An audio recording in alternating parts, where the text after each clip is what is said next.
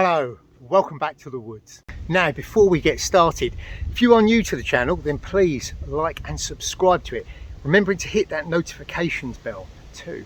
Also, in the description box down below, you will find links to my social media, both Facebook and Instagram, so pop over there, give me a follow over there as well. Now, also, while you are down there in that description box, what you will also find is a link to my Etsy shop, the Greencraft shop, and over there you will find these, my hand woven patches, which are available all the time over there. There also are some other items over there that I make from time to time too, including my little belt pouches, my survival scarves, my water filtration bags and my little stoves. So go over, have a look at the shop and see what is in there, show your support for the channel. Also in that description box down below is a link to my merch shop, and over there you will find a whole load of exclusively designed t-shirts, sweatshirts, mugs, stickers, etc., including this one, my Be Ready For t-shirt. So if you are into your EDC and your preparedness, get yourself one of those. But there's a whole load of other bushcrafty designs over there too, which, as I said, are designed with pen and paper. Now on to the main video. Now, if you are anything like me, you probably love to get out and do a spot of wild camping. And one of the things I love to do when I'm out there is when I wake up first thing in the morning and the sun's just come up, I get the kettle on, and while I'm waiting for it to boil, I go for a little walk around the area where I've camped. And I do what I call reading the morning news. I'm looking for tracks, signs, anything that shows me what's happened in that time while I was asleep, that time after dark, which animals were about, what were they doing, how close did they get to my camp. And I find it absolutely fascinating.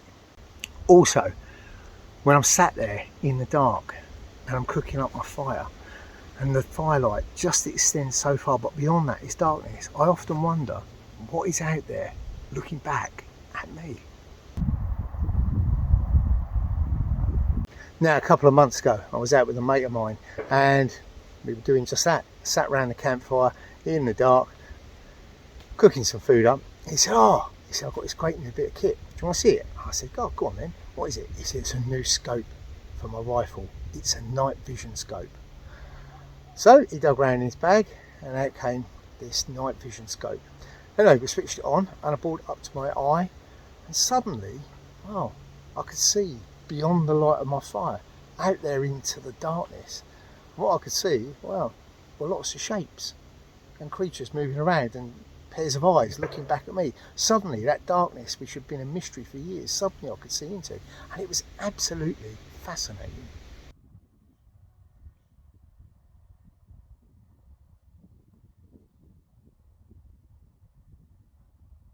So then, as luck would have it, a couple of months later, I was contacted by a company called WILDGUARDER, who specialise in producing night vision devices. And they said, well, would you be interested in having a look at a set of our night vision binoculars? So I said yes, and a couple of weeks later, in the post, arrived these.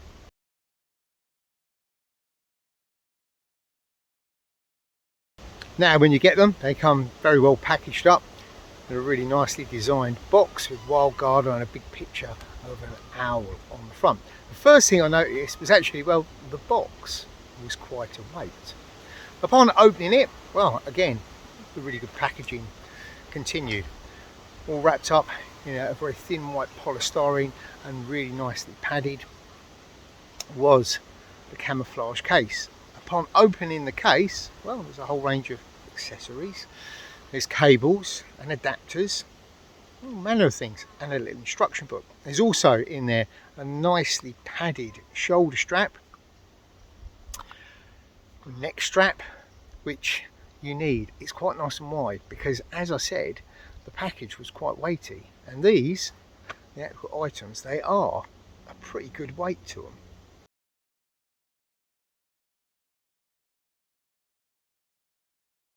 This is them. These are the OWLER1 by WILDGUARDER night vision binoculars.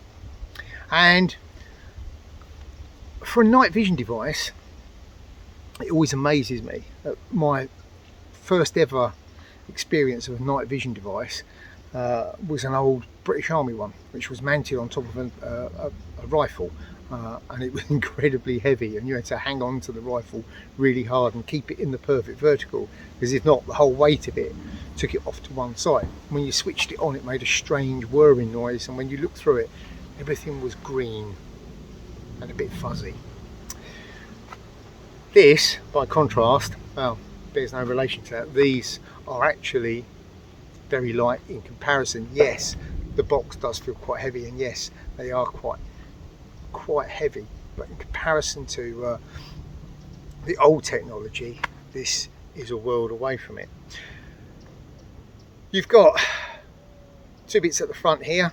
One, well, this one isn't a lens. This is your IR sender. It sends out an infrared beam. This is the bit, this is the lens. Going to this end, you've got this area that you look in, and it's protected by a nice rubber housing, and effectively what you've got in there is a TFT 2-inch screen, which is actually in use very, very clear. It's powered by 8 AA batteries. 4 going this side, 4 going this side, and it's held quite securely. On the top you have a whole range of different buttons which do different things. And turn it on. There's also a menu button which you can cycle through.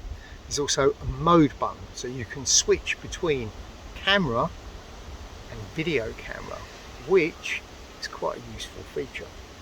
You've also got a zoom button down here, and you've also got the all-important IR button.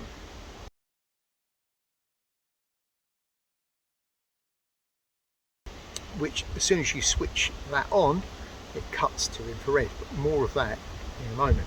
And then you've also got this shot button at the top, so if you are taking either stills or if you're taking video, you press that button and it will do whichever you want it to.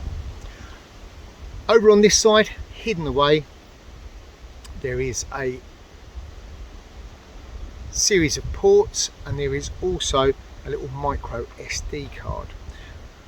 Ports, you've got an HDMI port, and you've also got a little micro USB-C on there as well, and that's all covered up with this little rubber cap which does seal down quite nicely and protects those particular areas. You've got a clip on either side, so you can clip it onto the neck strap, and then finally you've got a lens cap, which, as I said, that covers the lens. At the front here on this one you have 2 dials. This front one controls your zoom, and it's got a 20 times zoom. The rear one here, that controls your focus, and the focus in use is pretty sharp, but more of that in a minute. One last thing I forgot to mention, it's also got a mount for a tripod, which, as it turns out, is a very, very good idea.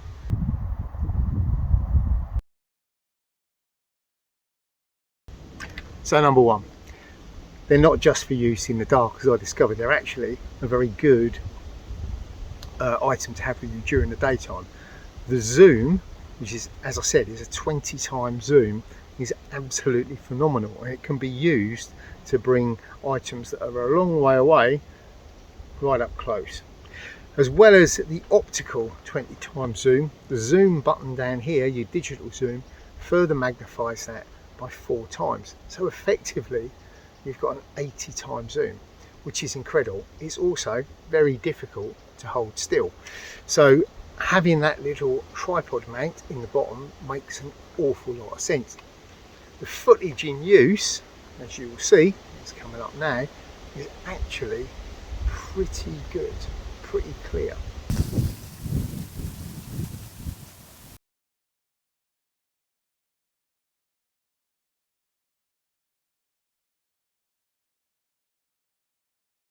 So there you go, and you can see actually it can take a landscape you can pick a piece of the landscape out and bring it right up close. Now that was taken over about 3/4 of a mile, and you can see the cows to start with were just little white dots in a field, and you could suddenly bring them right up close. And that's because, as well as your 20x zoom, you've also got this 4x digital zoom on there as well. And the images, pretty good, pretty clear. What they don't mention either is that actually this is very good in low light conditions, not complete darkness, but low light conditions. And that's without turning the IR on, because it's got some sort of technology in there which is very good at intensifying the image, drawing whatever light is available in and allowing it to flood in through that lens, and it gives you a very, very good low light image through your screen at the back. Now, I'm going to show you a couple of clips, and they were both taken at the same time, which was just after sunset. It's starting to get pretty dark. The first ones are taken on my mobile phone. At that time of night, I probably couldn't have used my normal digital SLR because it just wouldn't have picked anything up.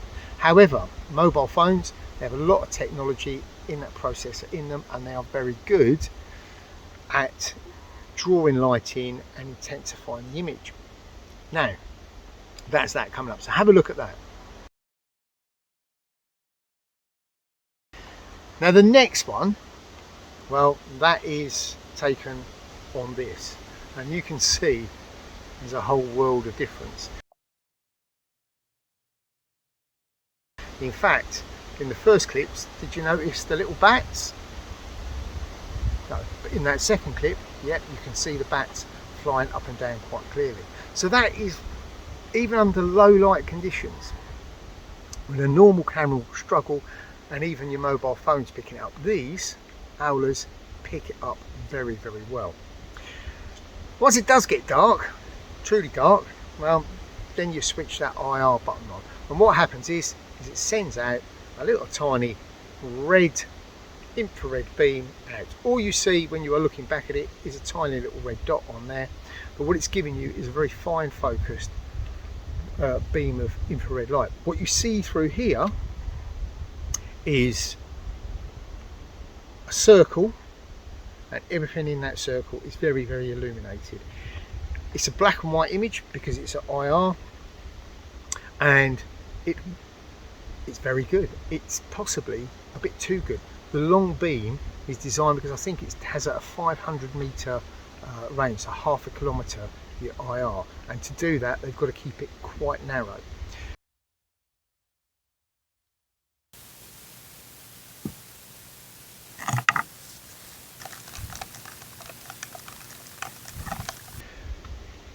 What I think they could do with doing is put in some sort of diffuser, or give you a diffuser cap. Although it does say close and far away, you can do it. It still wasn't quite enough.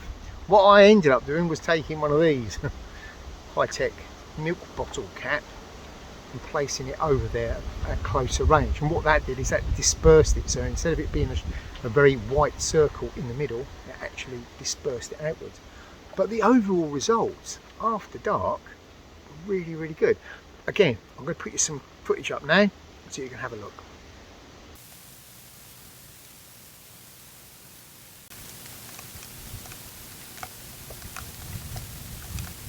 So downsides to these, the Owler1, and yes, there are. WILDGUARDER, take note. Now, they're not a binocular. If you hadn't worked that one out, it's only got one lens. Binoculars have two lenses and two eyepieces. This doesn't. What this is actually, it's a camera with a very good monitor on the back. That said, it's very good quality. Now, as a spectacles user, I found I couldn't put my eyes right up against it. I'm having to hold them out about here. If I held it up too close, I just couldn't see anything. It was just a blur. But from back here, absolutely fine. Also, one of the other downsides is the 8 AA batteries that it takes. It doesn't actually go through the batteries particularly quickly, but 8 is quite a few. What they could do is put in some sort of recharger in there so you can actually recharge the unit up. One of the other things which I found really annoying, which is kind of on the subject of batteries, is your on-off switch. That could do with some sort of guard or protect around it, because what I found on one particular night was I placed it in the case, placed it in my bag, and I got it all prepped the night before, so I was good to go. As soon as it started to get dark, I could go out and film. I then got out to film and went to switch it on, and this had switched on at some point in the box. Perhaps the pressure in my bag had caused it to flick on, and so when I actually came to use it, dead as a dodo, which was a little frustrating, particularly as it then started to absolutely lash down with rain, so it was a completely worthless trip. So WILDGUARDER, take note, you need some sort of guard, a raised lip, just to protect that so it doesn't switch on and off automatically. Also, as I said, it could do with a diffuser for your IR lens as well. Apart from that, it's not bad, except for one other thing. On that night, that fateful night when it poured hard with rain, and that seemed to be a theme every time I went out with these, it chucked it down with rain. But on the first one, when it did pour, these were out for about 10 minutes before I could get them into the bag, and they were hanging around my neck, and by the time I got home and I took them out the bag to dry everything off, this had already completely steamed up, so they are in no way waterproof. So again, that's something that WILDGUARDER could look at. Cost for these, and I'll put a link to WILDGUARDER store direct. They come in at $349. Now I did a search for them on Amazon, and there's lots of ones that look very similar to this on Amazon. It doesn't actually state that they are WILDGUARDER ones. The other ones that I saw seemed quite a lot cheaper. Now, what I suspect is they're ones that are copied, that, I don't know, the quality might not be there. I know I've seen other reviews of these and everyone's been very pleased with them, and I can see why. I was absolutely amazed by them for the money and for the performance that you're getting. I think they're really very good. So if you are in the market for a set of night vision devices, then these wouldn't go wrong. I appreciate they are not the cheapest thing in the world and they're not for everyone, but if you have the spare cash and you have a need for them, and I think certainly if you are into your hunting, perhaps you do quite a lot of night navigation or work after dark. I do quite a bit of both quite often with groups of kids, and it's handy to have a set of these so that I can see where my groups are. Also, if I'm night nabbing, if you're looking for things like entry points into woodlands, where is the style, etc., these can really, really help. If you're just into your wildlife watching, then why not extend it to beyond dark? And when you do with these, I say, you'll be absolutely amazed. I'm waiting for the evenings to get darker earlier so that my kids can take these out, because I think, again, they'll be absolutely amazed by them, and I think it will totally blow their minds. At the moment they're like, can we take them on holiday, because then we can stay up later and we can use the night vision. And yeah, for that I think they're not bad at all.